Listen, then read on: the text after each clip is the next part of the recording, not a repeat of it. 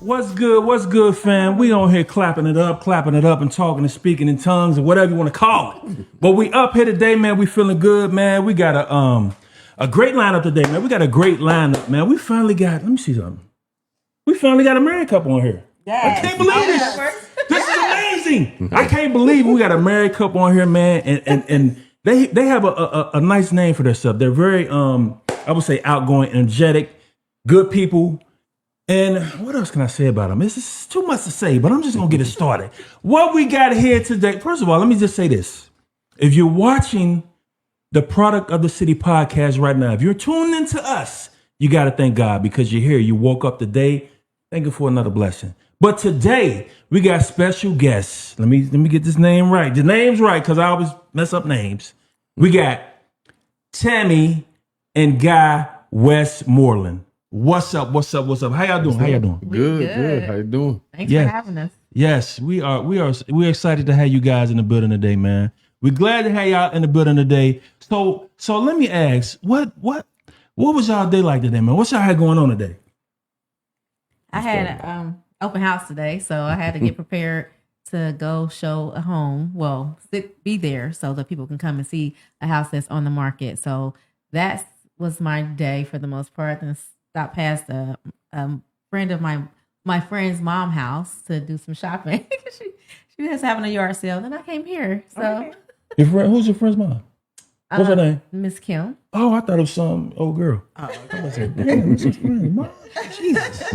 Okay, yeah. Your girl, what's her name? Queen Ebony J. Oh, she was doing a yard sale today. Like I thought that's what you were talking about. I was at the open house. I saw her go live about that. Oh, okay, yeah. And Guy, what's up? What was your day like, man? Oh man, so I do a DJ class on Saturdays from 11 to 1 through Elements Hip Hop Center. So I had class this morning, and so it was a good session. And had a new student, so it was cool. Working with somebody who fresh to DJing and wanting to learn about the art and the craft of DJing. So. And after that, I took in a little bit of college football, and I'll do more of that later on this evening. So yeah, it's been a good day so far. Yes, that's what we're talking about. So yes. With the, DJing, how old do they have to be to come to the class? So my class is for adults. Okay, so, okay. But there is a youth class that is done during the week. Okay. So yeah, if folks would like to find out more, they can just go to Elements website. So it's Elements spelled with a Z. Elements.org, and there's DJing, music production, hip hop dance, and visual art. So they combine all it has its name Elements because it's like the elements of hip hop. Yeah. And so it's a cool center. We got a nice facility, a lot of talented people there to help. So I do the adult class on Saturday. Okay. The youth class is taught by another DJ. During the week. I believe that's on Tuesday evenings when they do the youth class. But all the information is on the website. So there's a lot there. Yeah. That's what's up, man. That's why we be having these platforms, because people don't be knowing these type of things. You know what I'm saying? Like, you can say it or whatever, and they don't be knowing it. Like, I would never know, like, people be teaching people how to DJ and kids, think people just get out there and learn on their own, but they actually have a program to teach people. Absolutely. That's good. Oh, yeah. Yeah, that's dope. So in the class, do you help them come up with the names? Yeah, we talk about that. So I try to start, with the basics, the foundations of, even learning how to, connect the equipment, some of the history of DJing. But yeah, even with their name, because some people come, I think during the pandemic, a lot of people were looking for things to do. Oh man, we were stuck in the house. Yeah. And so there's a lot of, and then there's some younger adults who, they didn't come up, the way I did, where we had, records and turntables, and it was a whole process. It's a little different now with all this technology. So sometimes they haven't even thought about, well, what's my name going to be? Right. But yeah, we had that discussion, because I asked them, like, what's your goal? Do you want to be a bedroom DJ where you want to. A lot of people, and what I mean by that is a lot of people that's literally they're streaming from home. Yeah, And they don't want to necessarily go out and do a club or a party or anything. And then some people want to do everything. They say, yeah, I want to do weddings, I want to do birthday parties, I want to do nightlife scene, which is very different these days, but still. So it just depends on what that person's goal is, and I try to guide them because I've been through it all. So right. So I just try to share that experience. It's cool being able, like the young man that came today, he was 28 years old, so it was cool, being able to help somebody who that kind of stuff didn't exist when I was young. Coming up. So you had to learn. You had to carry them crates. That's right.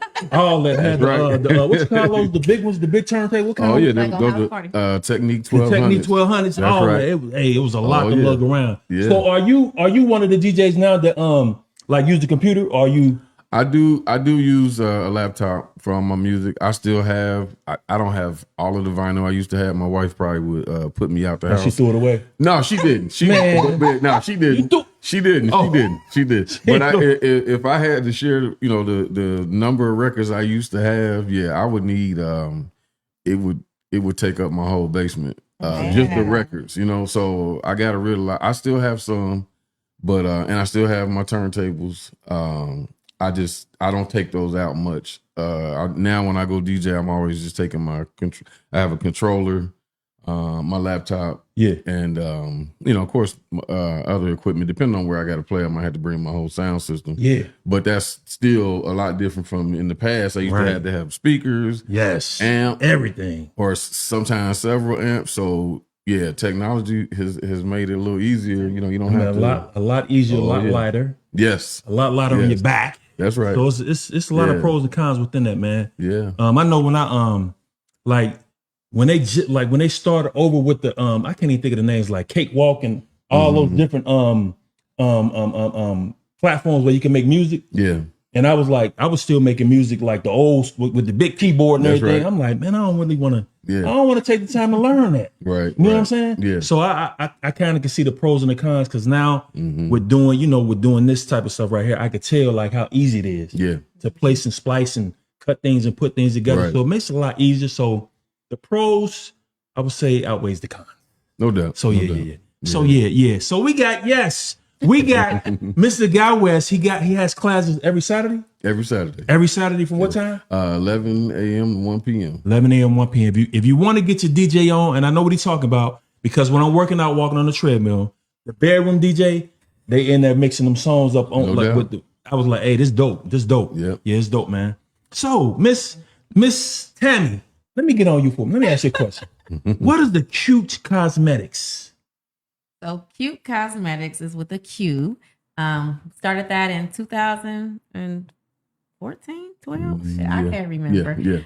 It's been a while. We've been around, and that was started.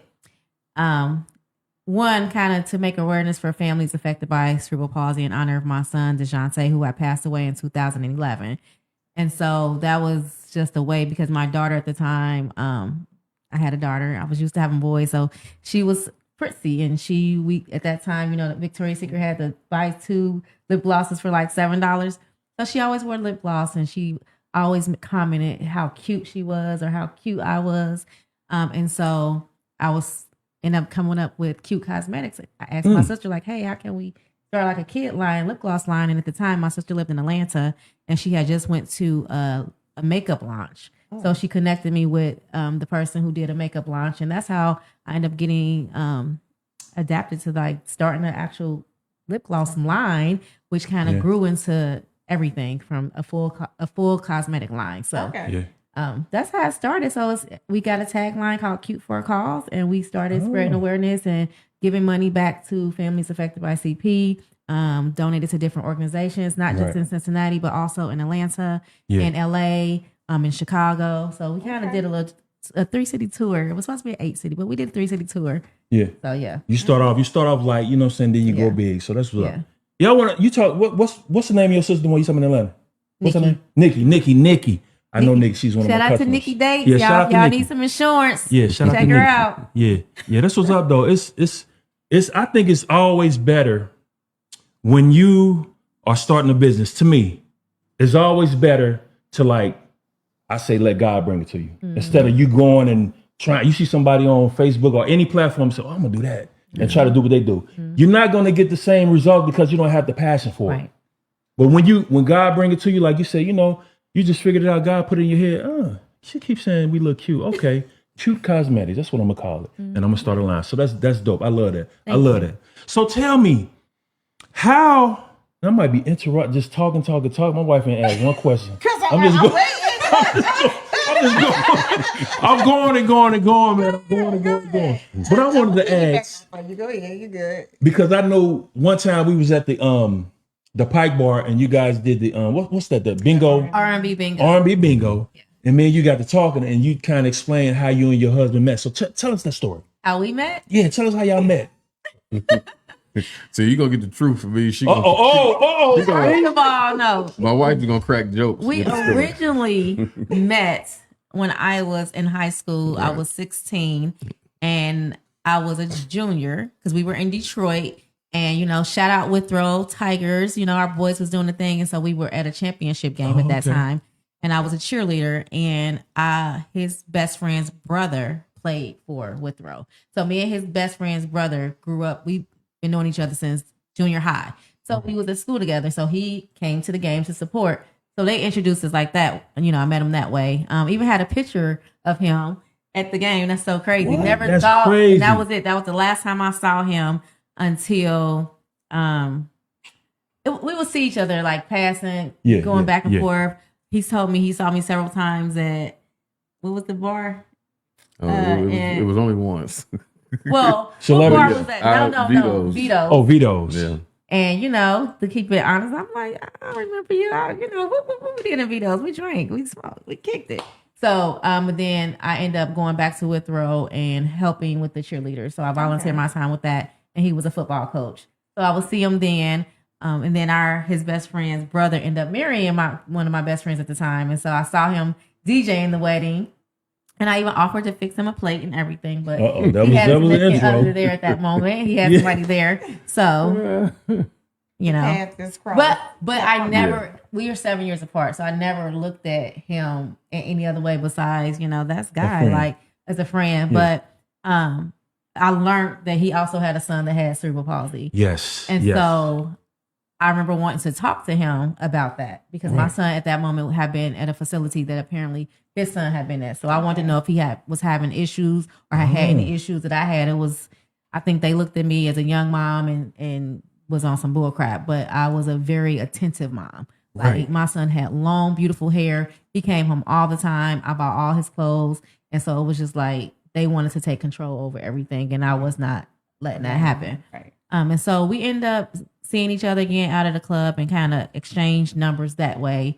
And the rest is kind of history. Started talking about that. Apparently, though, his son was already in heaven when we actually met. His son passed away in 2005, right? Yeah, 2005. Well, 2001. I thought so. I keep seeing one in my head, but he was 5. Right. He passed in 2001.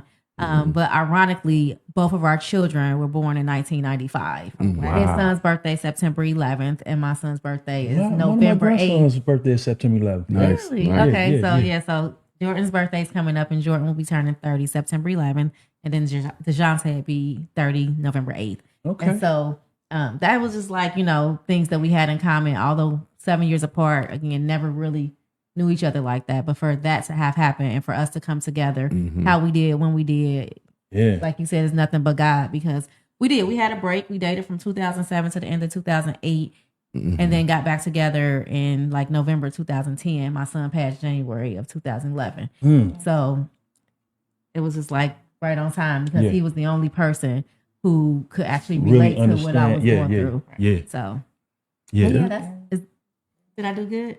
You did. Tell your story, guys. Tell the messy part. No, it's all good. Don't worry. No, look at God. That's just amazing, though, how God works. Like, just to have y'all keep crossing paths like that. Right. I'm a strong believer in there. Like, God, like, we walk those paths for a reason. Whether it's good or bad. It's a reason. And it just brought y'all together. Like, You know, you just never know. Yeah, No It's doubt. amazing. No, that's true. And it was just like that energy. I'm big on energy too, that law of attraction, that energy. Just because that energy source and y'all had something in common, and you know, from y'all children, whatever, it was meant for y'all to be together. Yeah. Just all that energy. That was just that energy. Yeah, Yeah, that's absolutely. true. That's 100. That's 100. Yes. We want to say, what's up, Sharita? We say you got a lot of comments. That's what's up. We love it. We love it. Oh, she would say. Oh, she was ready.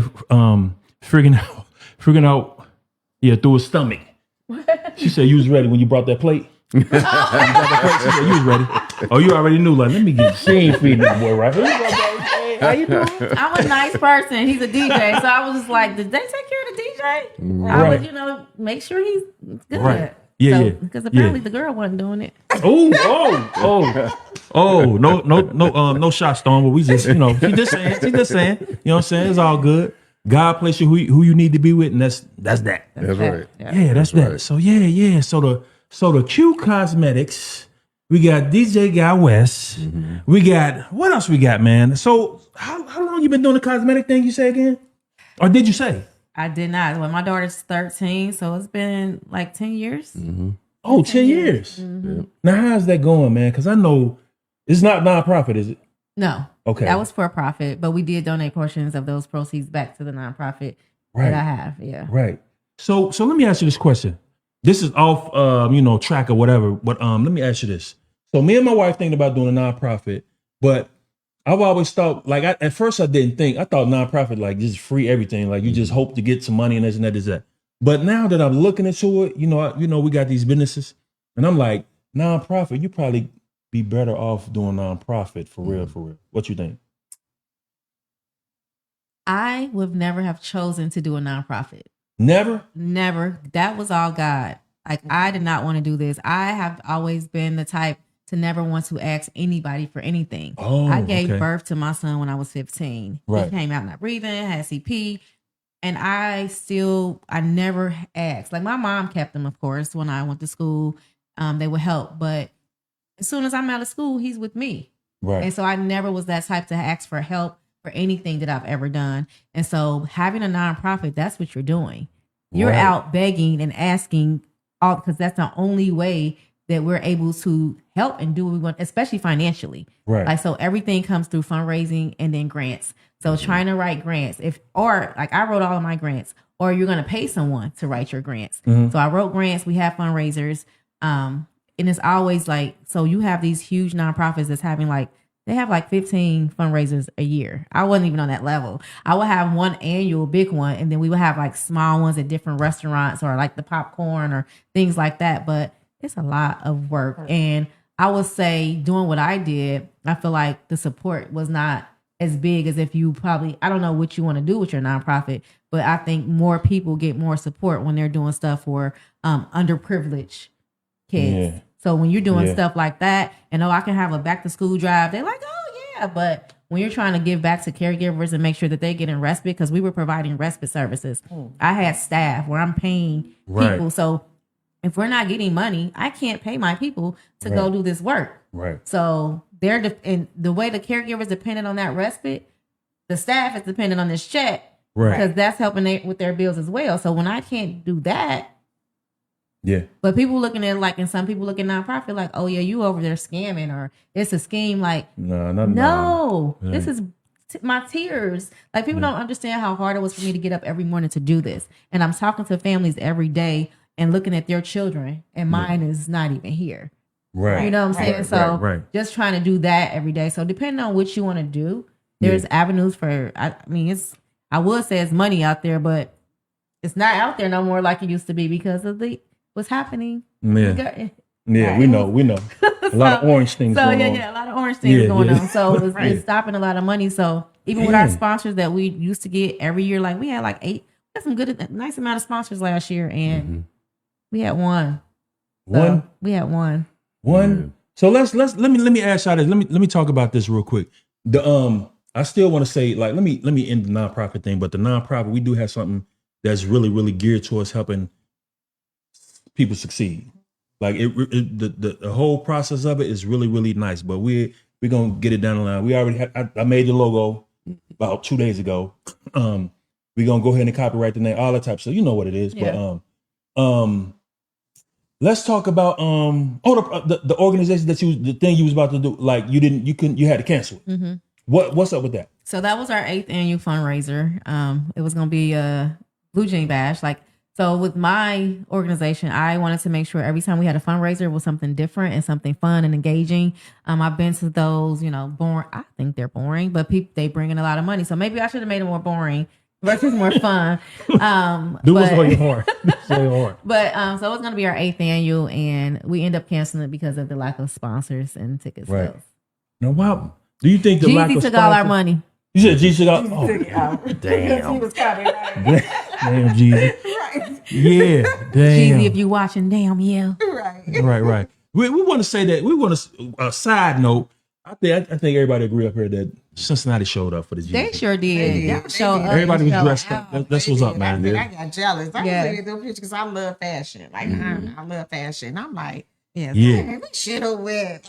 Like, I said, boy, if somebody come here in a sweatsuit, I'm gonna say, oh I man. know, but everyone do it. looked amazing. So I was glad. I was glad that everybody showed Shout up out looking to Cincinnati. spiffy. Yeah, shout out to Cincinnati. I was on fire last night, man. We couldn't join y'all because we don't have the money to. Nah, but no, people was doing things. We had prior engagements, but it's all good. It's all love. But we want to thank y'all for showing up and showing out, man. We want to thank y'all. Now, I was gonna say, ask a question, babe. I know because I'm rambling. Today, I was sleepy at first. Now I'm cool. Yeah, that's what it was. So I want to talk about how do you manage like nursing and being a realtor? Like how do you manage that? Because me knowing us being nurses, it's a lot. Like a mental, so how do you balance that? So I actually am PRN. So I've been having one foot in and one foot out of nursing. That's what I've been saying for the longest. Cause I'm like, I originally thought I was going to continue and just do their Voice of Greater Cincinnati full time, period, point blank. That was my goal. But God always have different plans. And so I'm just following his plan right now. But I'm PRN. So I don't work. And then where I work at is 8-hour shifts. Okay. So I don't want to do any 12 hours. So I pick up as I go. And so real estate is actually kind of my focus right now, just making sure that I'm giving my clients everything they need. So that's my balance. But having so many businesses and going through the ups and downs and throwing myself into so much, I have learned at 45 to stop. So now I take my time and I put my feet up and I watch my ghetto shows or whatever shows I want to watch because I'm I got to take time for myself and I'm tired of, I'm just, so that's my balance. I definitely do PRN. I can't see, I don't know, going back full time with nursing because it's hard to nurse and if I'm trying to do real estate and I'm trying to do their Voice Greater Cincinnati, because sometimes you just never know with nursing. You might have a good day or you might be up on your feet the entire 8 hours. And so I can't be like, let me do all this work as a nurse and then I can't put that time in as a realtor. Right. So I PRN all day. And that's good too, because I just had to put stop on myself too, as far as going to work all the time. I worked so much, and I don't think it was everybody needs some money. We all work, but it was it wasn't I need the money, because I work a lot, so I got some money. You know what I'm saying? Yeah. But I think it was I think your body was just used to it. You just set yourself out, and I'm working here. But the last 5 years, I just only did agency. I just 4 months ago took a staff job. After going just agency, first I'm how I'm a do this or whatever. But now it's okay with me because where I'm at, I love it, and I don't work no weekends. Mm-hmm. So and I got working 3 days a week and no weekends. So now I got a good schedule and I don't have to go here and here. But I was working crazy, oh my God, be just exhausted and just. But now I had to tell myself I'm stopping. I gotta stop. I'm not about to continue to keep doing this all the time. And I'm 53. Yeah. It's it's time to stop this. It's time to stop. So I don't like people dictating my life. So that's my problem too. I'm don't tell me what days I'm working, what days I'm not working. Exactly. So that's my I'm like you. I'm like you. No, I'm like you too. And so for me, I kept on saying, because I feel control, somebody controlling me. So now when I did take the position, it was me being a nurse for 18 years, you know, they was offering me what I had been wanting because nobody wants to pay you. Nobody wants to pay you with everything. They met me there. Then they was like, oh, you don't have to work no weekends. That's and awesome, girl. Where you working at? So I travel a lot, so I'm gonna be taking off. But the schedule that I got is like Tuesday, Wednesday, Thursday. I'm off every Friday, Saturday, Sunday, Monday. That's awesome. Like, so awesome. I'm like, this is love. So it was nothing but God, because you know what I'm saying. Like, I needed that, like, because I was getting exhausted of just trying to find different nursing homes to go to all the time, just working agency, working 3 different agencies and you know, stuff like that. Yeah. But it was working. It worked for the last 5 years for me or whatever. Because people be like, agency getting slow, but I was getting work. Because I always say, what God got for me is for me. I don't understand why you ain't getting no work through agency. Right. I was getting some work through agency, but I But did you now. also your reputation precedes itself. Yeah. So that could be Yeah, because a lot. sometimes I go to the facilities, even though I don't work there, I show up. I Yep. work. I work like I work there. Like Because I'm people not don't just show up no working. more, Yeah, honey. they don't. So when I'm there, I perform my work. I'm not overperforming. I was just doing what I do, what I love to do. I am me Exactly. and just taking care of my patients. So and then they always will invite me back, like, oh, can you work Yep. some more? You know, stuff like that. But I'm okay. So that balance in nursing, that's why I was saying, you know, with real estate and nursing, it's like, how do you balance Yeah, that? Like, that's yeah. a lot. But That's a lot. I see what you're saying. You just PRN, so you make your own schedule. Yeah, and I can't wait to do, like, you know, when it comes to that your reputation as being a good worker and everything. When y'all do the nurses show, Oh, yeah, 'cause whenever you do the nurses show, I'm ready for it. So I'm want about to put it to you probably November, just because I got things. But November, I want to do a nursing where you got your RNs, you got your LPNs, and you got your CNAs. Okay. I want to do that, and I want to do like have some nurses that work in the hospital versus in long-term care. I'm a long-term care nurse. Me too. And I want them to know the difference because I have nurses that come from the hospital and they get in long-term care and they be clueless. They don't understand. Like, and then you have the RNs, the BSNs coming to the long-term care and they be lost. They can't take it. Versus I probably go into the hospital. You know, I never, only hospital I ever worked at was Drake. I worked Drake 6 years. But They about to close this month. I work at Bridgeway Point. Trade point too. You said they about to close it down? Oh yeah, the end of this month. They 2 weeks ago they only had 3 patients. So Bridgeway close too? they're supposed to be selling Bridgeway Point. Oh wow, okay. Yeah, I used to work for Bridgeway Point when they were under Health Alliance. Okay. Yeah, when they was under Health Alliance. Now that's the first job that I've taken staff. Okay. But I was like, I would come on, but PRN. Right. I started their agency. Oh, okay. Okay. Yeah, I used to work. I worked 4 years over in the main building. And then my last 2 years, I was at Bridgeway Point. Okay. Yeah, I touched on that subject because my mother, she was in the nursing home. I wish I was like, at the time, I wish I could have been like more mature than mom, older, and then I would have knew how important it was to just know leave mom at home. Yeah. But when it comes to like a loved one being in a nursing home, man, you better. All I can advise you to do is to go see your loved one every day. Every day. So they can know that, You hey, have to be the advocate. You have to be the advocate. You have to be it. Yeah. Yeah. So that's what he would talk about. You know, we would talk about that. And that's what he'd say. He just wished, but he was out. I don't know if people know. He used to have a record deal back in the day. He used to sing with 1, 2. He'd do everything. He used to have a record deal back in the day. But he was gone. And he said his goal was when he was having this deal was like they was going to hit. Yeah. And he was going to be able to come back and get his mother and have the nurses work for her, you know. So that, you know, that was that. Versus when my mom, when she got sick, whatever, I moved my mom in with me. Her last 3 years of her life, I moved her in with me. And people, you know, like, how you going to do it? I'm going to do it because I've been in nursing. Literally, I was at STNA before I became a nurse. And over 30 years now, but I was not going to leave my mom in the nursing home. If that was not an option or nothing, because everybody's not compassionate no more. You know, and you got some compassionate people, but they're not there 24/7. Yeah. So it's like I brought my mom home. She lived with me, and even had to, you know, when she transitioned, I had hospice come out in my living room, had the bed set up. Yep. She was not about to be in somebody's nursing home. So I do. That's why I want to do the nursing thing, so we could just talk about that and for people to understand the ins and outs of nursing and everything and get more family back involved until their loved one's life instead of just dropping them off and leaving them there. and then just bring them a snack. It's more to that, like than just, so I do really want to talk about that. Yeah. Though, so. And by the way, we do have our moms on our shirts today. I have her mom on my shirt. Oh yeah, and she has mine. And it say, "I got your son back." Got your daughter's back. Yes. And that's our mother wall. Right that's our little mother wall. Both of our mothers passed away, so this is our mother wall that we. Oh, that's awesome. I Yeah. love it. I love it. I gave him a vision, and I came home, and there it was. It's a little small dedication, but so big, Right. so impactful. Oh, that's awesome. But that's gonna be a great one. But let me ask this question.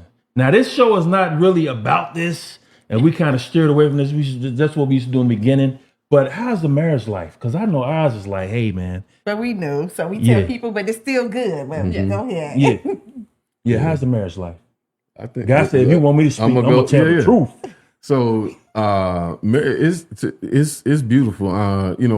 We now, I think recently she and I talked about, like, we feel like vets now. We got some friends who've been married. I've one couple that we are really close to. They've been married, was it 28? I thought you celebrated 30. Was it 30? Yeah, they up there. Somewhere. Yeah. Somewhere. And so we have them, another couple, they are around 17, 18. 20. I'm not sure. They up there. Everybody. all How long y'all been married? Yeah. 13. Yeah, Okay. so That's we- still yeah. a long time. Yeah. That's still a long time. So when we first got married, and even when we got to like the 5-year mark, we still felt like, we were babies in it, right? And so we would talk with our friends, and we share stories, and it was helpful having people around you who got like minded, married and like minded, like truly about that partnership and what it needs. And then so we've grown, we've changed. We learn how to, if we got a disagreement, we talk to each other. And the goal is to not for me to be right or for her to be right. It's about for us. Exactly. It's still a us thing. And even if we both got a strong opinion about something, I feel like we stay focused on it's still team us. Come on. And I'm not winning or losing. If I go with what she's saying, or if I compromise, Right. And so, I couldn't imagine at this point in my life. I honestly couldn't imagine not being married. I always wanted to be, and I grew up around it. Right. Between my parents and my grandparents. Is this your first marriage? Yes. Cool. Yeah. Cool. Yeah, Cool. and something else too. I was just talking with my brother about this recently. I remember my best friend said to me on my wedding day, or our wedding day, we were in the dressing room, just the groomsmen, hanging out and getting ready to for the ceremony, and he said, "Yeah, man, you did it right, bro." And I said, "Huh?" He said, unfortunately for him, he was on the verge of divorce at this point. And then they did divorce. He has since remarried. Actually, they've been married just over a month now. Okay. Congratulations. So shout out to them. But at that time, while he was going through that, he said, "Yeah, bro, I felt like I got married too young. I wasn't ready. I don't know if she was ready, now they were married a long time. But they went through some challenges, and unfortunately, that didn't work out. And I shouldn't say unfortunately, it just didn't work out. Life shifts. And and so everybody has continued though to be healthy physically, mentally, emotionally, and so he just kept saying that to me, like, "Man, Guy, you did it right."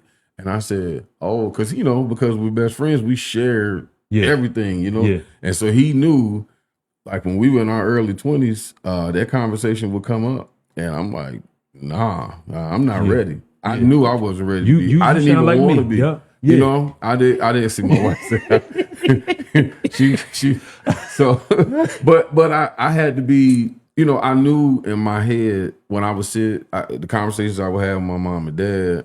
I'm like, okay, here's what is being taught to me and shown to me, And I know, like, if I need to be here, I'm here right now with that. Right. So I'm not about to say, well, yeah, let's go ahead and get married and we're going to figure it out as we go. I didn't want to do that. Yeah. And then, and that even played into, when I was dating.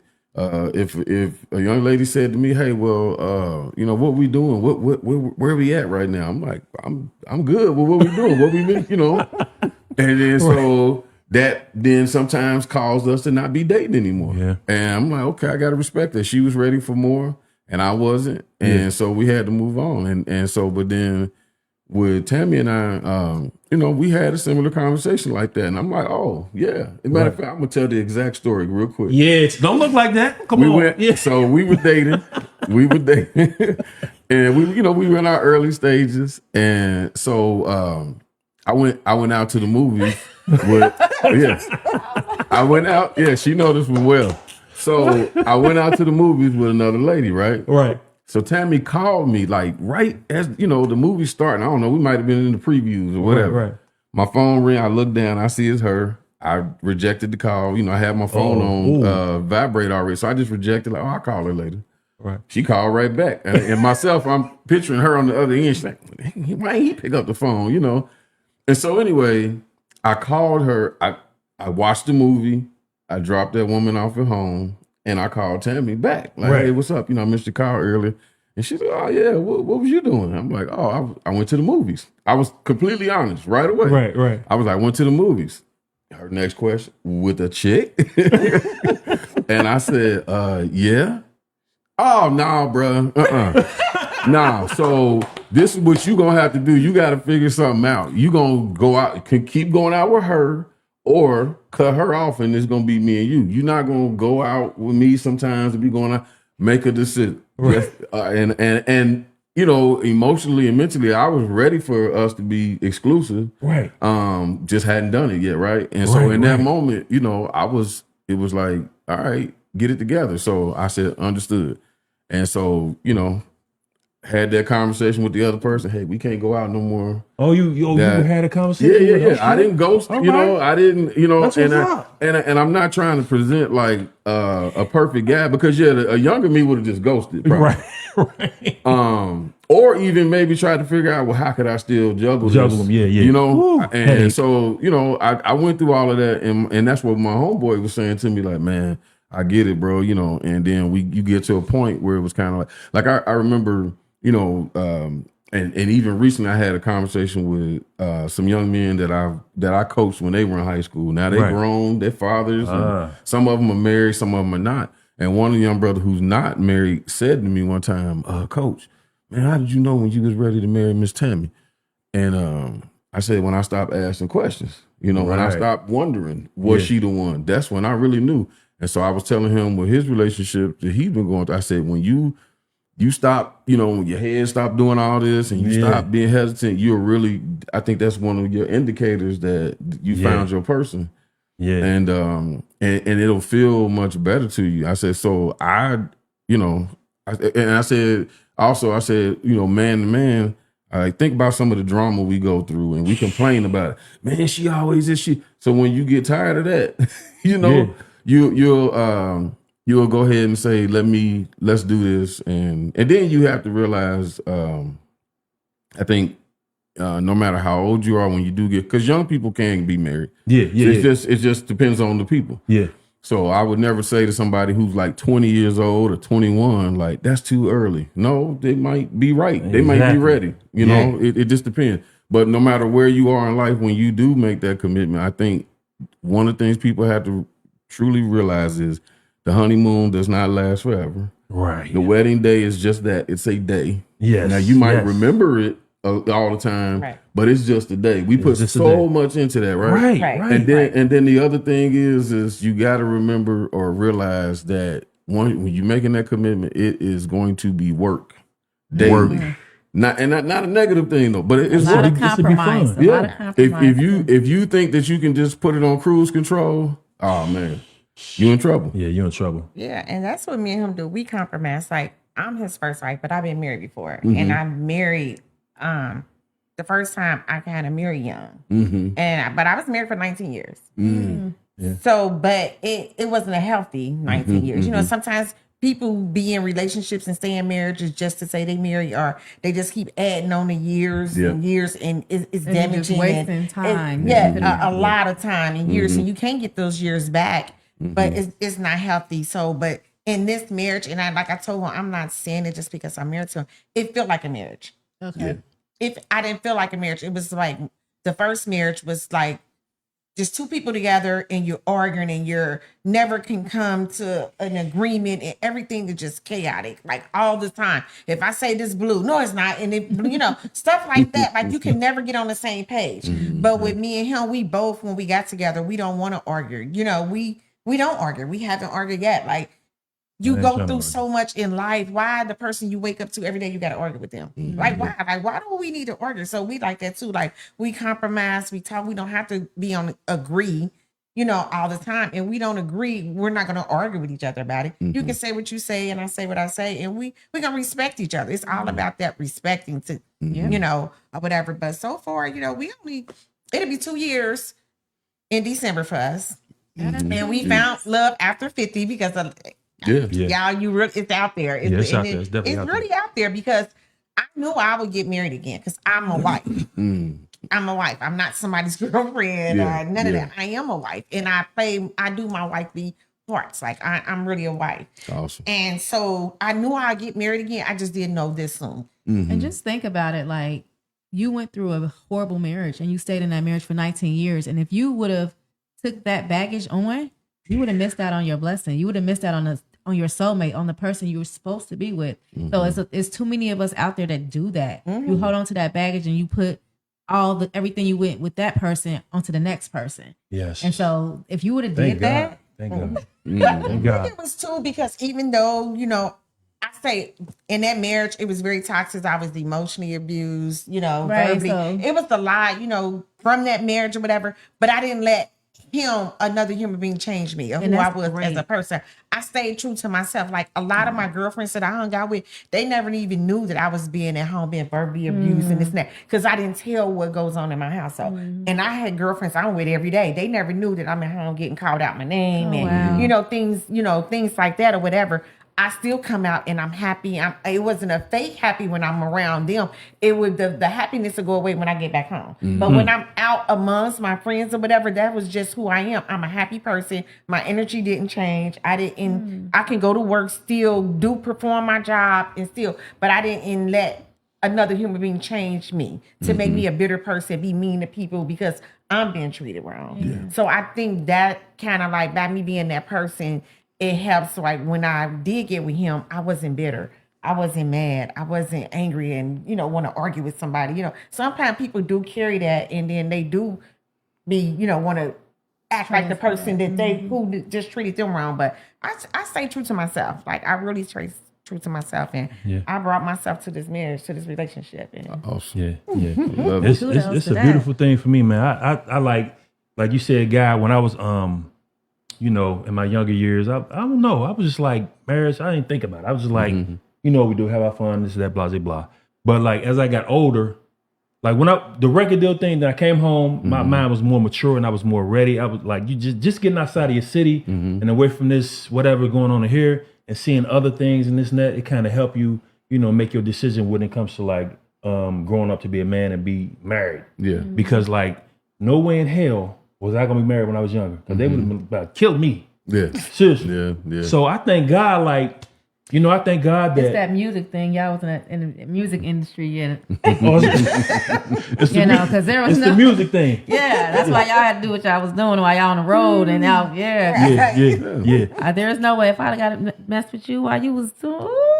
But I mean, a lot of times though, and that's the thing though. But it was just work because I, along with DJing, I did music production a lot. Right, okay, yeah. And so I worked with some independent acts and I was, a lot of people say, I was a beat maker, but I would do production. Okay, and I was busy, and the majority, I did work with some artists here in Cincinnati, but I also worked with, the majority of the other artists were out of Georgia.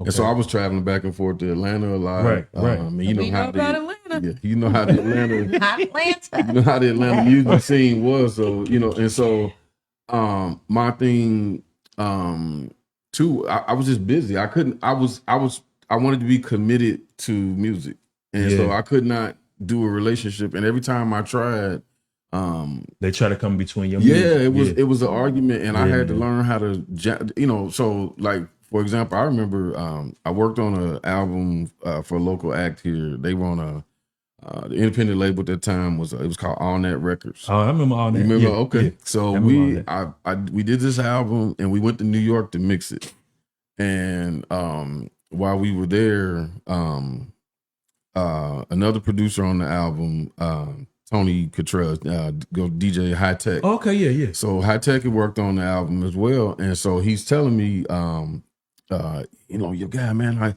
my cousin and some other people like hooking me up with these other rappers. You got some, we were still carrying around tapes and stuff with beats on them, right? Days, yeah. And so he's like, bro, you bring in your beat tapes, man. You should stay longer because go with me to meet these people. Right. So long story short, I'm like, I gotta get back home, man. My son, my baby mama fussing already. I gotta get back. I gotta go to work. I got this, that, and the other going on. So I went home, and he's like, I said, let me know how it worked out. He missed that opportunity because who he met, that's when he met with Talib Kweli and Mos Def, and all these other people. And then, and I saw him maybe 3 weeks after that, and we were at the car wash. I just happened to pull up, get ready to wash my vehicle. He spraying his off, and I pull out, yo, Tech, he's like, oh, what's up, man? And I'm like, hey, bro, I ain't seen you since New York. And he's like, yeah, he's like, bro, it went from him staying like 2 or 3 more days. He's like, bro, I ended up being up there another. He said, I just got home like a few days ago. He ended up staying a couple weeks. That's crazy. Because they heard his stuff, they liked it, and then it was like, yo, sit down and make some more beats. That's how it is. Right. Yeah. You got to be in the midst of the funk. You got to be in the midst of it because you'll miss it. That's true. And so that's where, and I can remember arguments. I remember going to Atlanta, and I was just laughing about this with my friend. I didn't even have a phone. A cell phone at that time at first. He had a phone, but we get to Atlanta and we just got to the hotel, and everybody's like, all right, let's get something to eat. Like, cool. Everybody go to the room, freshen up, then we're gonna eat. I go to my room and I'm getting ready, and I call home, like letting everybody know I made it. Like, yeah, I'm good. We checked in, blah, blah, blah, great, go eat. The woman I was seeing at the time, my boy comes to the room now. He knocked at the door. So I tell her, hold on a second. Oh yeah, man, he said, I ain't see y'all in the lobby. I was like, let me go to Guy room, see where he's at. So I'm like, oh yeah, cool, man. I said, I'm almost done. I was ironing another shirt. I was like, let me finish my shirt, man, then we ready. So I get back on the phone with her. Who is that? Like, that's my homeboy, it was Sid. I'm like, that's Sid. And she's like, it sounds like a female. Sid's voice deeper than mine. I'm like, that is a man that just came in this room. That is not a woman. See, you on that bull. You on the. I said, oh, wow. I said, you know what? You about to kill my vibe. I came down here to be creative and have some fun. I said, all right, look, you know what? I'm not going to argue about that. Oh, you going to hang up the phone? Yep. And went on. And so they're like, how do you juggle what you're trying to do? Now, but when you get with somebody supportive, yes. Women will ask my wife sometimes, how you deal with like when the women be coming, they seem like, some women like the DJs and they could, she said, I don't, but we don't have problems with that. Right. My ladies literally put her leg up and twerk right in front of me. Right here, like, all in front of me, like, yeah. And I sat in front of her, like, yeah. Right. Dummy. It's gonna happen, but I'm not. I'm watching the crowd to make sure people are having a good time. Yeah. I'm not watching the crowd to see, well, who can I get with, or play mind games with for the sake of it. Right. Yeah. And so she doesn't fuss at me. It's not. A lot of times I'm doing gigs and I'm out late. Yeah. She be safe. I'm about to go sleep. I'm tired. Like, she's not sitting there waiting up. It took you a long time to get home tonight. I know you ain't put on no 5 extra records. Right. Yeah. None of that. It's like, be safe. My eyes are heavy. Yeah. All right, babe. And then in the morning when we both wake up, she might say, well, how was last night? How was it? What was the crowd like or whatever? And there's no, it's no drama. There's no, yeah, man. So what did you do after, So yeah. That's because she know what she got in her marriage. And most women, when we confident and we don't have to go through that. Like, why are we gonna stress ourselves out over what? When we confident, we live next to you every day. I'm not gonna stress you, and that's to helping stress us a myself, whole right? lot. It is. So, and I know my mom, You want to lose out? Go ahead. right? Yeah.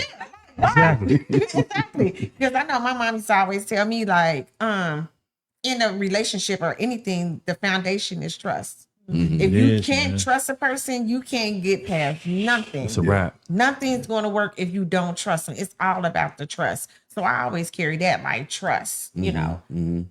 Yeah, that's very important, man.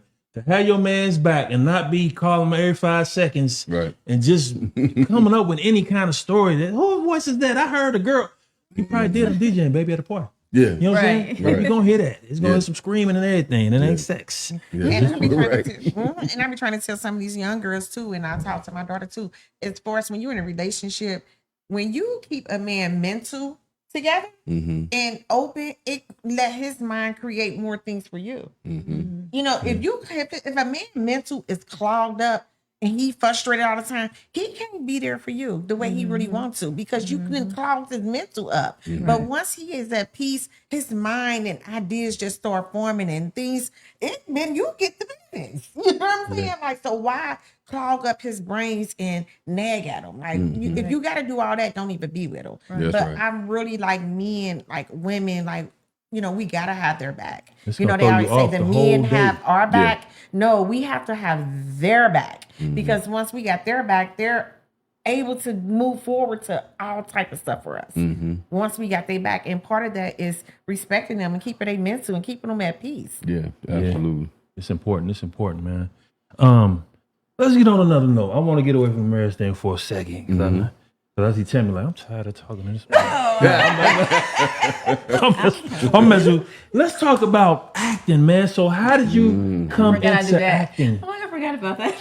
Yeah. Do everything. She a woman of many traits. She's really a Jamaican, ladies and gentlemen. She's a Jamaican. She's a Jamaican. But how did you get into acting, man? What inspires you to become an actor? I always wanted to act. I tell people this story.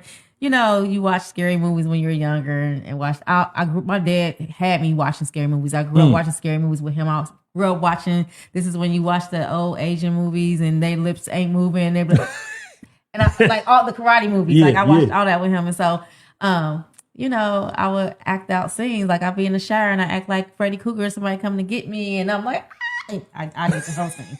Or I'm always acting like no matter what, like, even if I'm like at work, I'm still doing. You know, you in the stairwell or something, you like, you run through. I do all type of acting scenes. You really be doing acting scenes at work now? Like, really? Yeah, I do. That's how you get them sales with the real estate. Even still, I just love it. Like, he could, like, even my favorite movies, I love, like, Tina Turner was Love Got to Do With It. Of course, Color Purple. I act up. Matter of fact, I grew up in Golf Manor. Me and my older sister, and then I have a younger sister, and then we had some friends that lived down the street from us. We literally acted out the Color Purple scene when Mr. made silly when they was on the tree. Like we had my friend played Mr. and I was Natty, and like we literally on the tree. She hitting her hand, get off my land. Like we acted out this whole scene. So I just always loved to act, and I don't know what I don't know how I got my first role. I don't know if that was Surviving Compton. That was the first time I saw myself, I think, on the actual TV. Surviving Compton? Surviving Michelle A. She shot that here. Michelle A. Yeah, Surviving Compton. So if you watch that, I'm in the scene when she's in rehab and they zoom in on my face. I'm doing Tai Chi. And she's standing next to me. Like, they don't know she's standing next to me. What was your role? Were you sad about something? I was just in rehab with her. Oh. So her character, the girl that was playing her, was in rehab. And so we were doing Tai Chi. I guess. He was on drugs. I could have been a Tai Chi instructor. And so that's funny because I said to her, because it was so hot, they were teaching us the moves.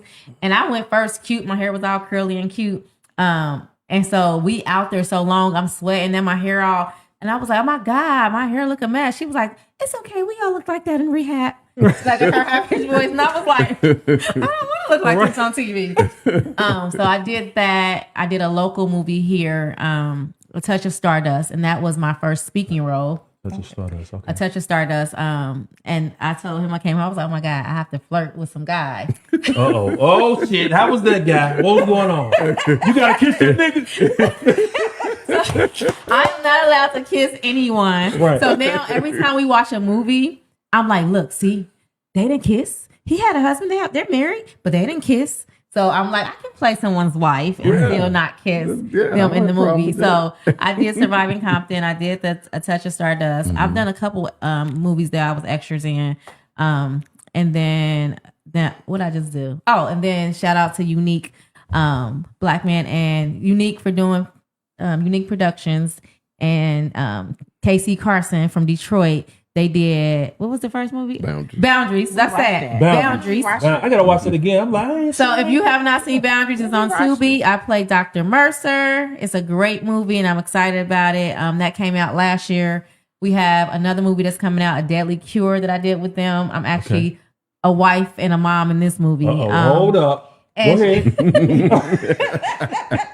And shout out to my daughter. They casted my daughter. Taylor is actually in the movie too. I actually said that, like, when I did Boundaries, I was like, me and my daughter gonna be in the movie together, and we're in the movie together. Are you the actual mother and her mother in the movie? No, I'm actually her best friend's, one of her friends' moms in the movie. Okay. So she's in that movie. So we have a premiere coming up in October. It's gonna be at the Freedom Center, and then I did another movie called Another Man's Treasure. So that should be on Tubi soon. And I'm actually in jail. Slow down. Another Man's Treasure. Are you the lead person in that movie? No, I'm actually in jail. Oh. And so this is crazy. I shot that before I shot Boundaries. So I was supposed to be in jail first, and then y'all was going to see me playing a doctor, but it went the other way around. Right. So Another Man's Treasure will be out, and I'm in jail. So you see what me you sitting do? there. I murdered my husband. Oh. No, I murdered my husband. Oh, God. You gotta see that. You ain't going to speak that to the Right. We ain't Gonna to do what my husband did in the movie. So, Right. So I did that, and then I feel like I just did another movie. I'm missing a movie. Another Man's Treasure, Deadly Cure, Boundaries. Oh, and I'm in a play coming up. I was just about to say that. It's in December, January? It's January 9th, 10th, 11th. Shout out to Victoria Lane at Victoria Lane Boutique. Victoria Lane. I heard that name before. Her last name ain't Lane. She had a boutique. It's called Victoria Lane Boutique. I think it's Foster. Foster, Yeah, yep. Victoria Foster. Sorry, girl, I call you Victoria Lane. Victoria Lane Boutique, though, on North Bend. She has an amazing clothing boutique out there. But yeah, so Delusional, I'm going to be in that. I'm excited. Okay. So another play. I did another play. Abel's Closet. Yes. That was the first play I did. It was Yep. a church play. That was the first play I did. Right. Let's check some of these out, man. So Abel's Closet. I'm excited about that. Yeah. Well, hold on. Let's cut the whatever, the thickness. No, it ain't no thickness. But let me add, I gotta ask Guy this shit. So now I be seeing these movies, right? And they ain't dating enough, they just doing an acting role. Right. Now what about one of them scenes He said I can't do them. where he gotta climb, the man gotta be in between the legs, all that type of stuff? What's up with that? That's work. You I'm like, nah, it's baby, work. No. Cause that's too much. We That's too much. but Guy, we're paying her $50,000. Are you okay with that? Or? Yeah, no. Nah. But and so I even I can't take 50,000 just for him just to lay there. And kiss her, and like they really like, you don't even kiss me like that, motherfucker. What the hell? Yeah. That's I honestly wonder, about Hollywood couples that, they one or the other or even both have had to take those roles. Right. Or I shouldn't say have to, but they have, how they balance that out. I know some people they got certain boundaries, like, all right, listen, I'm okay with this, but not that. So yeah, I even asked her, well, if the shoes on the other foot, if I was in the acting, would you be okay Look with at me? she smile like, yeah. I told him I'll be on set. Right. She said, I just need to be on set. Right. That is not how it's supposed to go. That's too much. I think they do like some of the movies too, as far as like they don't open mouth kiss. Just like this. Look. They be like this. And some be double, like some double. Like you just doing this on the side. Right. Yeah. Then they switch the sides. I don't think Or they like, using a double if you can't. I think Denzel Washington doesn't kiss. He don't kiss. I'm trying to I think. feel like he don't do a lot of something. They named a couple actors that don't do it. I Yeah, think. there's some that want. I mean, like, heck, I know Angela Bassett says she would never take a Angela role Bassett, where she wasn't going to be nude. She said, if that's in the script, if you want me to do it, take it out. I wonder if she was like that in the beginning, or did she like when she got up there to a certain point? Like, It's interesting, right? And so I think some people, of course, you get a chance, depending on what level you're on, you can really call your shots. Right, But I think also, even if I'm, working with independent film, for me, if you don't feel comfortable with something, no matter what, then you gotta speak your mind. Don't. I hate to see these situations where people, because the same thing happens in music. mm-hmm. If it's not something I believe in or a message I don't want to put out, then I shouldn't do it. Now, in my younger days, there's a song I produced that, it's not something I want my daughter to hear now because I'm not rapping. I did the track, but it's sexually explicit. It's ignorant as it could be. And you're like, I don't even want to be associated with it. Hey, Daddy was like 27, 28 years old when he did that. I was a young dude. We were having fun. But but heck, even at that time when I was younger, just starting getting into music, my dad, like, as soon as he heard some stuff, he came like, hey man, listen, you didn't grow up like that. I'm standing right here. You know who your daddy is. Right. And you being raised with me and your mama, we both work, got careers, whatnot. You ain't sold no dope. You're not doing this. You can't. And you right there. He said, I better not hear you. We're going to have some problems if I hear you. Yeah. And I'm like, and I never really was, I was always wanting to be the DJ and the producer behind the scenes. But he said, man, don't go out here and compromise yourself like that, and put out a false image. Some of your friends, I understand, some of them got different situations. So I understand you got some friends who might, or classmates or whoever, they could tell that story, but you can't. And I'm like, you're right. So, but I support with Tammy. I love that she pursues her passions. So I'm just like, hey, dude, we joke about it all the time though. Every time, cause what my little, I guess, joke or comeback is like, I'll talk about my Hollywood crushes. I'll just mention, and then Halle Berry. Yeah. I run down the list. He said Halle Berry. Oh yeah, but we know who they are, but she like, yeah, whatever. I talked to my acting coach though about and she's married to an actor as well. That your acting coach? Yeah. Okay. So I talked to her about it. Like, she's in a couple movies or shows where she is married and she got to kiss somebody, and I've seen her husband in plays where he's kissed. Like, so I talked to her about it because I remember telling her like, yeah, my husband said I can't do that. She said he gonna have to get over it.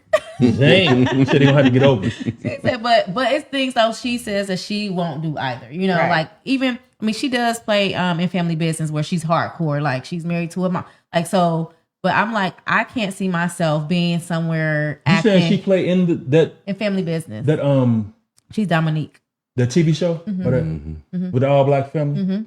I've seen it. Dominique, yeah. So what's she at? She here? Or She's actually now in Atlanta because she is full time on Beyond the Gates, the new black soap opera. So yeah. So how you work? Do y'all do it like through It was virtual. It virtual, was Zoom. Yeah, it was Zoom. Mm-hmm. Yeah. Damn. But she's amazing. But so it's things that I would never, like, I can't see myself filming and cussing up a storm, knowing that my daughter. Like, what wrong would you not? I don't think I can. I don't want to be like, I don't want to do that. Like real ghetto. Yeah, I don't want to do that. So you couldn't have been and set it off? Jada Pinkett? You couldn't have been? You was gonna be the one of those. I probably would have did back then, but I have kids, and then my daughter, she'd be like, Mama, you said it, but you can't be saying those words. You need to stop. Like, right? Serious, like. So I who I am today, I just can't see doing that. Like, I don't say I do cuss. I'm not saying I don't cuss, but I ain't putting it out there for the whole world for me. Right. Yeah. So I want to play like I want to play the good roles, I like shows like Girlfriends. I want to be like in those type of. Okay. Like well, we about to put you to the. We about to put her to the test real quick. We got to get these acting skills together. God just came home from a DJ party, and he came in late. and you don't want to. You never cuss, but he's like, damn, she cussing this time. So you cussing, and you damn near about to cry, and you're fed up. Action. See, I can't do it. that's another thing you learn about Tammy. She goofy. She is goofy. That's big deal. You see, she can't be serious right now. She laughing. Yeah. Like Hey, action. action. I done messed up. It's 4 in the morning. No, it's 5. It's 5 in the morning. He ain't 5 never did this. a.m. Yeah, but I ain't never came in at 5. It's 5. I'm not. So I have to channel the ghetto-ness. I mean, why you tripping? Because I mean, I'm not- at least I came Channel home. the get on this. What you upset All about? your sisters I getting came on your home. nerves. They treating you bad. Channel that. Channel them. I mean, I came home. What's the problem? I'm trying to help you get in the character. I'm like, oh wait, you want to do this? Oh, you really want to do this, motherfucker? No. So let me ask you this, because I know she like, I got to really conscious. Let me ask you this. Do you have you ever did a crime role? And if so, how do you get how do you get into that character? And also I want to know, are you one of those, I think they call it a method actor, where they stay and roll the character all the way until the movie over? Like you got every 3 months you're the same person. You come home, God, where my motherfucking food at? You still in character. Are you one of those people? Or are you like, nah, I cut it off? I cut it off. Oh, you cut it off? Yeah. Okay. I cut it off. So you just get it right. You just get it right in them. But how do you do? Have you ever did the crime scene? I had to, when I was doing some acting classes, we had to do like make yourself cry. So what we did was you had to just channel something that you might have experienced, that you might have went through. So my thought went back to my son.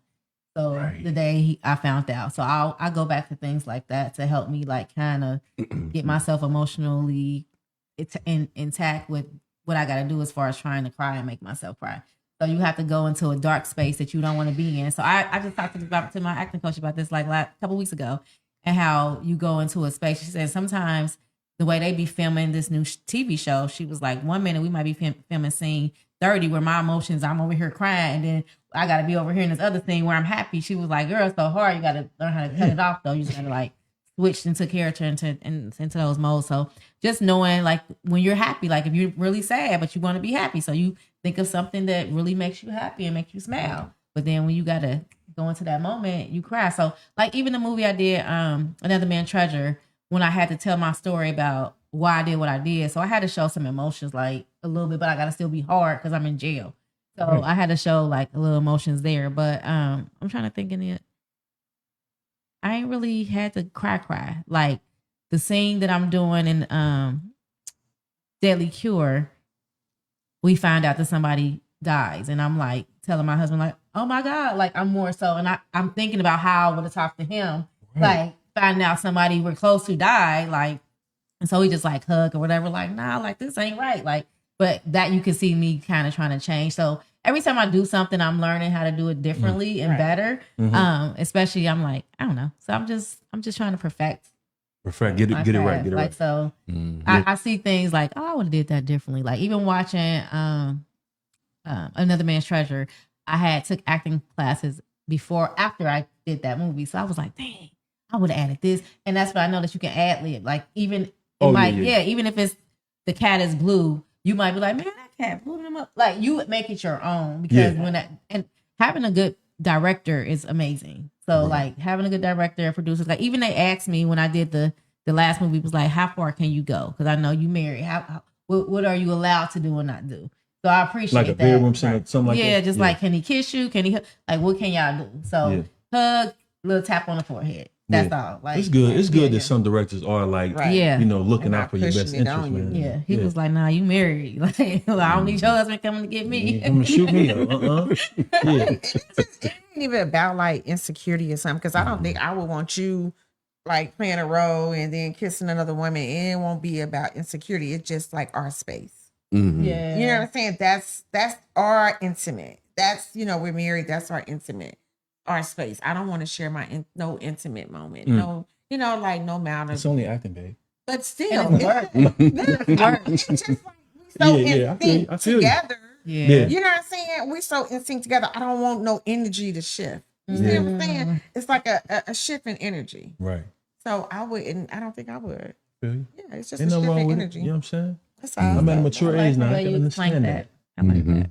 Yeah, you know, I did some acting back in the day. I played in this movie. It was like a local thing. It was called Boys the Man. And I just want to talk about a crime scene. I had one fucking tear come out my eye. Oh, but I made the ugliest face in history. My face was I ain't no tears come out like nothing. I Can be like, you should have had somebody. I couldn't get nothing. It was like, boy, you ugly as hell. You ain't make no tears come out. But it was a cool little experience and everything. I was young. You said you were Greg was here? Yeah, me and Greg. Greg Lawrence. Oh, yeah. He chased me. I had on some black Jordans. By the time I got on the roof, I had on some white How can we Jordans. find that movie? Huh? The How Boys can we Man? find that? It was one of them, like, you know when they used to have a local state, they showed, you know, forgot, like PBS or something like that. Okay. But it was like one of them type movies. This guy named Jeff Shelby produced it, but it was cool, man. You know what? My daughter can cry like that. And she always has since she was my daughter. Oh, she can cry. Shout out to Taylor. Yes. And any role I audition for, I'm like, let me channel my inner Taylor. Because she is amazing. Right. Like she's so amazing. But she has been crying on the spot since she was little. She just be like, and just for, and you see tears, like little tears. And then she be like, I'm just playing. What? It's scary. Yeah. It's scary. Like I have a video several times doing, and to this day, 13 years old, she still do it. I be like, what can? I'm like, this why you can't have a party. This why you can't do this. You still fake crying. Like, You think there's something wrong with it for real? She just, no, I'm okay, man. That's nothing. I'm worried. Yeah. That's dope, man. That is dope. I always wanted to know that, man. Like, it's one actor that I know every movie she in, she cry. I'd be like, she can cry good. I think she played to set it off. The one that was real soft. Yeah, she know how to cry good. She cry all the time. Yeah, man. Yeah, the acting thing is popping. It's popping. You already you touched on the real estate thing, and you touched on the nursing life. That's what's up. I want to talk one more thing about coaching. You was a coach. Yeah. You was a coach once. Yeah. How was that experience, man? Oh man, it was. So I coached high school football 20 years. And Was it one particular school or different? No, I coached at several schools. I did. I was blessed through coaching in many ways. I was able to start my coaching career at my alma mater, which is Withrow. Okay. And I ended my career at Withrow. So that felt good to do that. But throughout the years, I coached 6, 7 different high schools. So I coached Withrow. I coached at Schroeder. Coached at Aiken.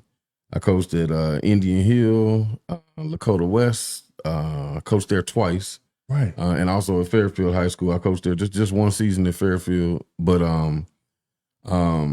it was cool though getting all those experiences though, because all of those schools are very different. Yeah. And so over the years, and it's crazy because that much time, you meet a lot of young people, you meet parents or whatnot, and siblings or whoever.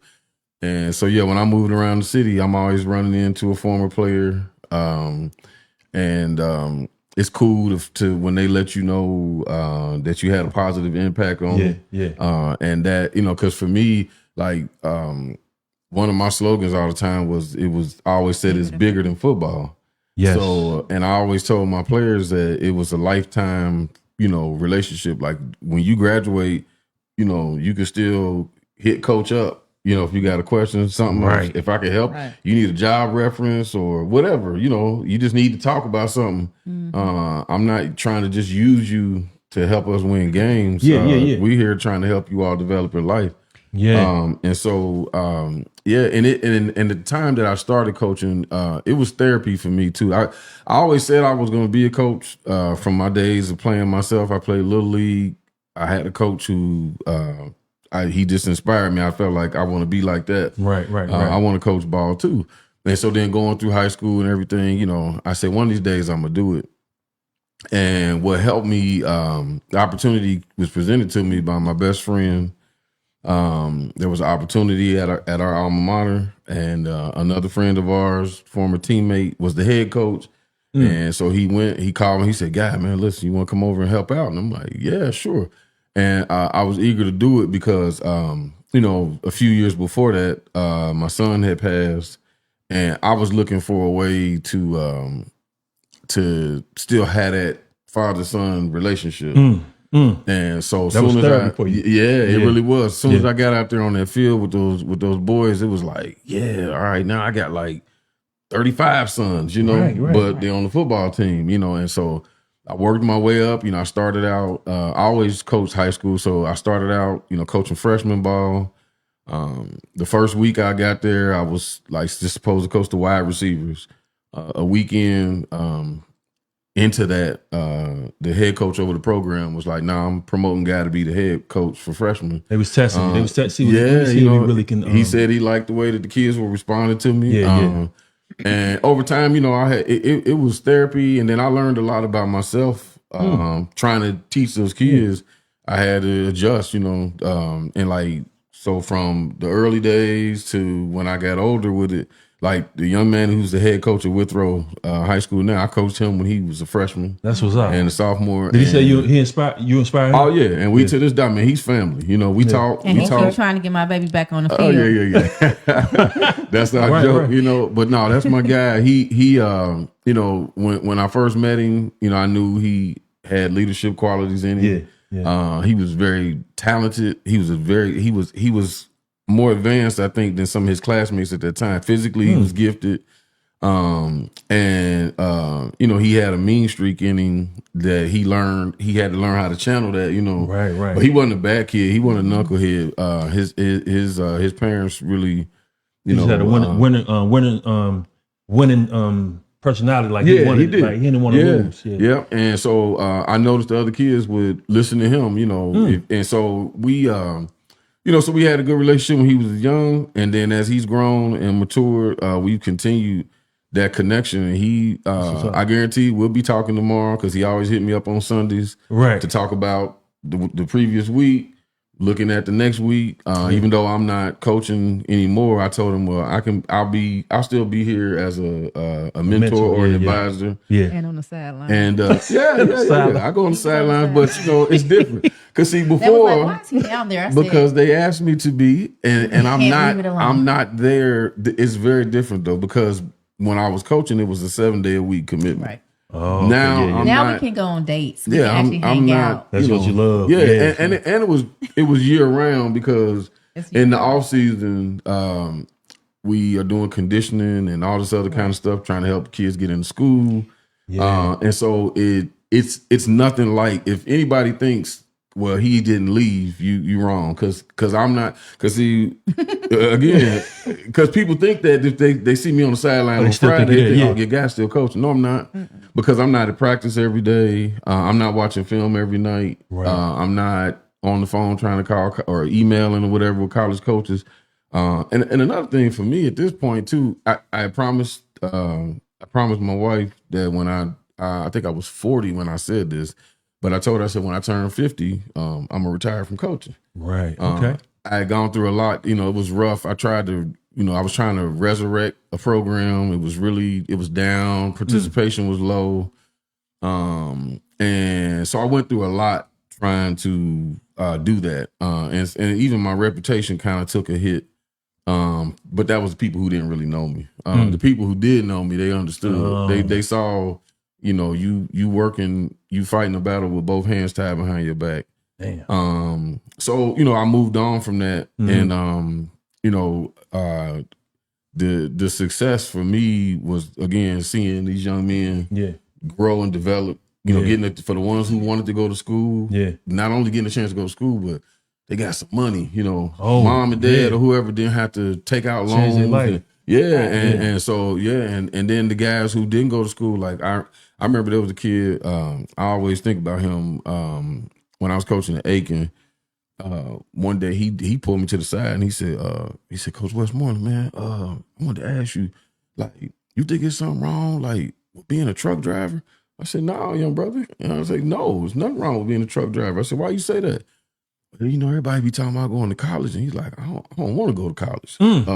He said, it'd be hard just to come to high school anymore. Right. He said, I'm trying to get through this. And he said, I just want to know. He said, I heard he said, what's it called? It's a special license, so you need a CDL. Right. I said, man, hold on. I said, you know what? Tomorrow I'm gonna bring you. So I got with the athletic director and some counselors. We getting this boy brochures. Like, here's where you can go to get certified. Right. To drive, commercially and earn a living. Yeah.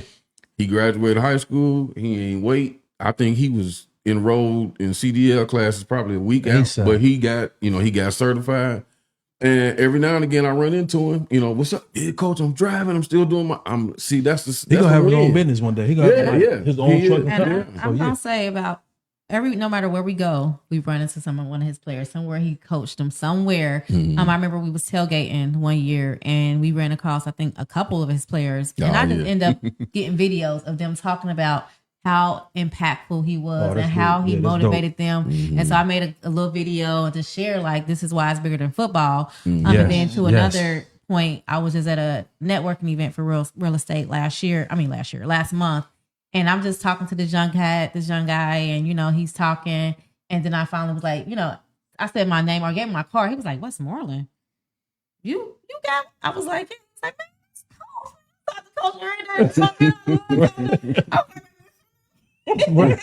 So like just everywhere I'm at, like he has influenced so many young men. And so I'm proud of him in that, in that matter and aspect, because they're everywhere. And he helped develop, and this young man in real estate, these other guys, they were in real estate as well. He was like, I got like 3 Airbnbs, like, so they were out there doing the thing. So that's a great thing. Yeah. And that's just that, I got that energy from, my mom and dad were both like that. They were community, activists, community servants. Like my mom worked for the United Way almost 30 years. Wow. My dad always was involved in the community, and the two of them worked together as a team doing that. Yeah. But I mean, when I graduated high school and I was going to go to college, my dad said to me, and my dad, he was from that generation where it was tough talk, tough love all the time, and so I thought I messed up, and he's like, man, sit down and talk to you for a second. I always had this serious face. Oh shit! And I'm like, what's up, Pop? Like, what? I'm like, what I do? And he's like, no, you didn't do nothing. I'm just letting you know. He said, I want you to understand, man, you blessed with some things. He said, so when you go to college, I want you to understand you owe. He said, now here's where you start paying back. And so I said, I was kind of understanding, but I wasn't fully aware of what he meant. And so he said, here's what I don't expect of you. He said, I expect you to go to school and get that degree. But then the next level is come back, or if you stay where you go to school, wherever you go, you gotta go help other young men out. Go make an impact on the community. He said, you don't have to hold public office. You don't have to do nothing where people are coming to see you and hear. He said, but always try to. So that was just, and my mom and Pops was at those football games. Yeah. Pops, my dad would come to the games, and just and that felt great to be able to have him there. Yeah. And when my mom was still living, she, it was just part of it. My whole family was just involved. She calling me Saturday morning. I saw y'all on the news, baby. Right. Like, all right, mom. Or she looked. Because I would always post update on social media. So, good game last night, baby. Or if we lost, she, hey, sorry about last night. I know that was a tough one. You knew they was on. They were on. And I could talk to them about stuff that was going on with some of the young men, and sometimes get advice like, hey, I got this kid, and he got this situation. What should I say? What should I do? And and so man, for that for a long time it really consumed, and for I had to keep my promise to my family that I was going to retire when I did. Was it hard for you to retire? It was. But by the time I got to that stage, honestly, the first couple of years, or the last few years leading up to it, it was gut wrenching. Yeah. Like I cry. Let me tell you, and I'm not a man that's afraid to let the tears come out when they need to. I was going to ask, have you ever cried about anything concerning the football career yet? Oh, absolutely. Absolutely. I cried like a baby talking about retiring to Tammy one day. So we sitting there in the room, And I told her, I was like, I can't imagine not doing this. Like, I love doing this. And so then when I got to year 20, and this was the season, I kept it in.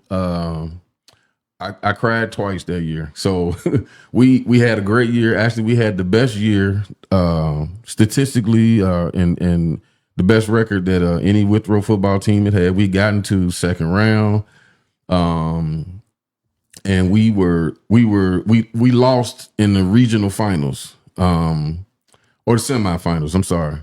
And had we won, we had one more game, then we would have been in the state finals. That's when he was gonna get left. He wasn't gonna be in California.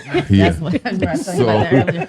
So we had that. So we had this great run, and but we lost the game. And so at the end of the game, as I'm watching the clock, and it was just out of reach, and the clock run out. When you get to those moments, the seniors, especially the kids, are all hurt.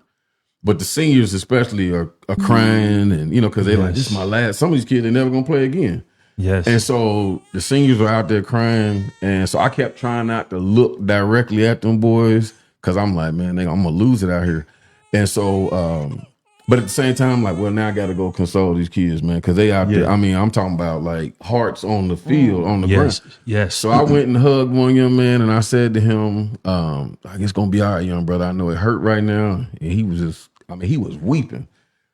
And he broke me down, because I said to him, I said, thank you. I said, thank you. He said, no, thank you, coach. I said, no, thank you for letting me coach you. Yeah. You didn't have to listen to me.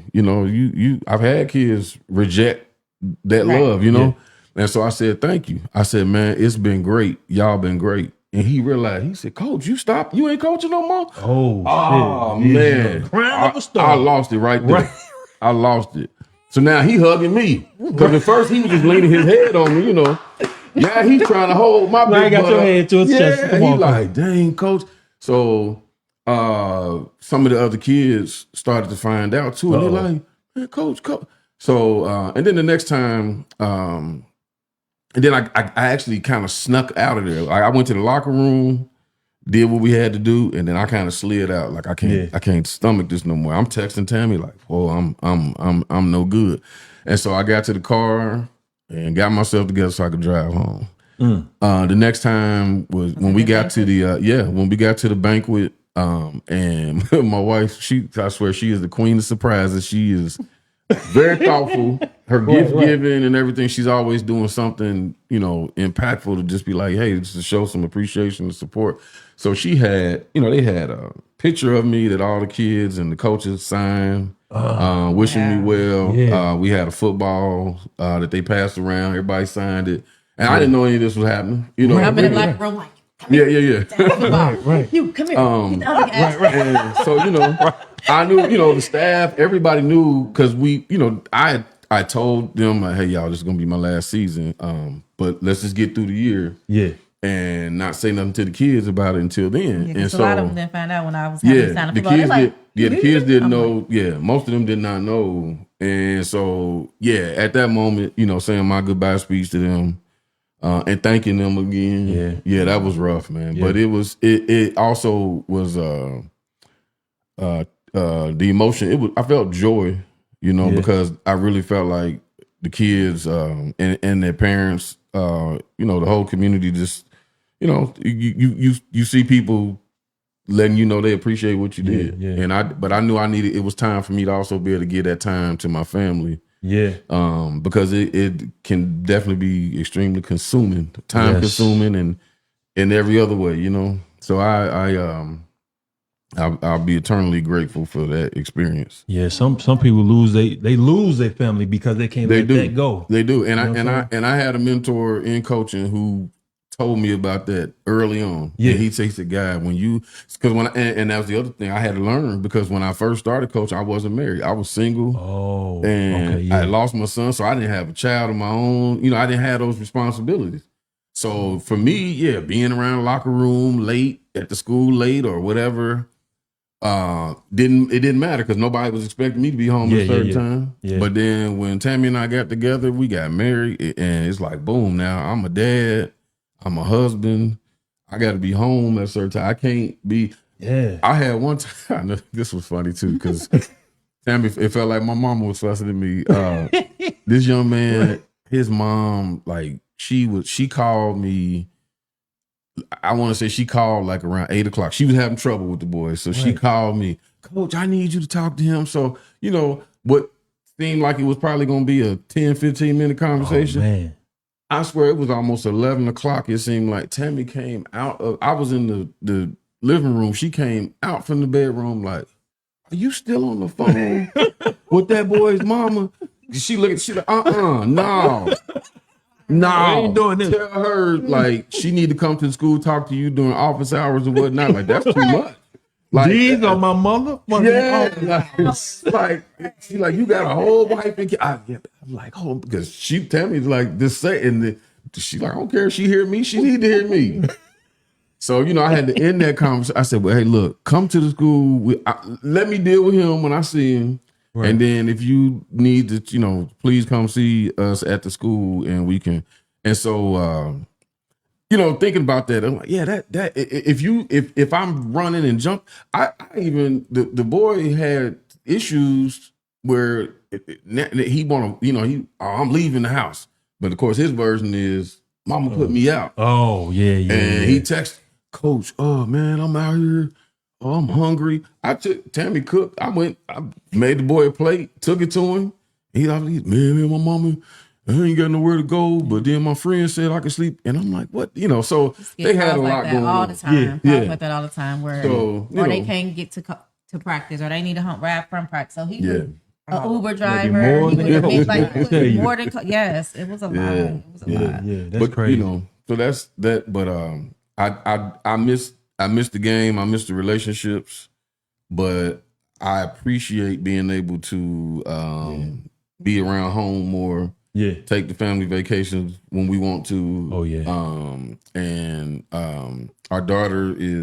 Our son was very active. He was in the marching band and music, and so. But our daughter, I swear, it seems like she does a million things. Like mommy? You like mommy? Yeah, pretty much. Like Yeah. So it's cool though. Like now, I get joy out of going. She's playing soccer right now, and I love like when she goes to practice. I try to get a little exercise in while they're practicing, but then I just sit there and watch them. Right. And I enjoy being able to do that. Yeah. So if I was coaching, I'd miss out. Now you're reaping the benefits and enjoying everything. That's right. So that's what's up, man. That's what's up. That's Yes. Yeah. I guess we want to say thank y'all for coming on. Yes. We appreciate y'all. Thank you for having us. Thank you. Yeah, we had a great time learning some things. We could have learned a lot more, but we learned a lot. Yeah. We learned a lot. You got more than what you bargained for. It wasn't just about business. It wasn't just about, corporations and money. It was about life experiences. Family, marriage, especially marriage, because the first time we got a marriage couple on here. Mm-hmm. And now y'all see, like, everybody we ask about come on for the marriage talk or whatever. This is what it's about. It's not about we trying to do therapy here. We just talking. That's all it is. Mm-hmm. We just talking, and you find out some great things when you talk. Every time, like I tell every guest that come on here, we learn something different and new from every guest that come on here, and it'd be like, wow, I did not know that. Yeah. So yeah. So now I know you more than the DJ. Yeah. You know Absolutely. And she's more than. She's more than a lot. Yeah, she's Jamaican. She's Jamaican, ladies and gentlemen. Yes. But yeah, we want to thank y'all, man, for coming on, man. Feel free to come on anytime you want to, and I want you to come back for the nurse thing. We definitely gonna do the nurse thing. I'm ready for that. I'm excited for that.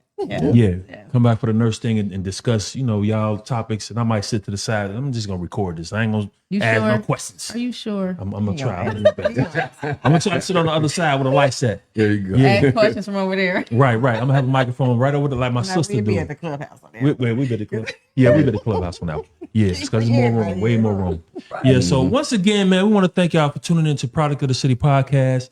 If you did catch this episode, you catch it on YouTube sometime this week or next week, rather. But thank you once again. We love y'all. Yes. Yeah. And we gotta say peace.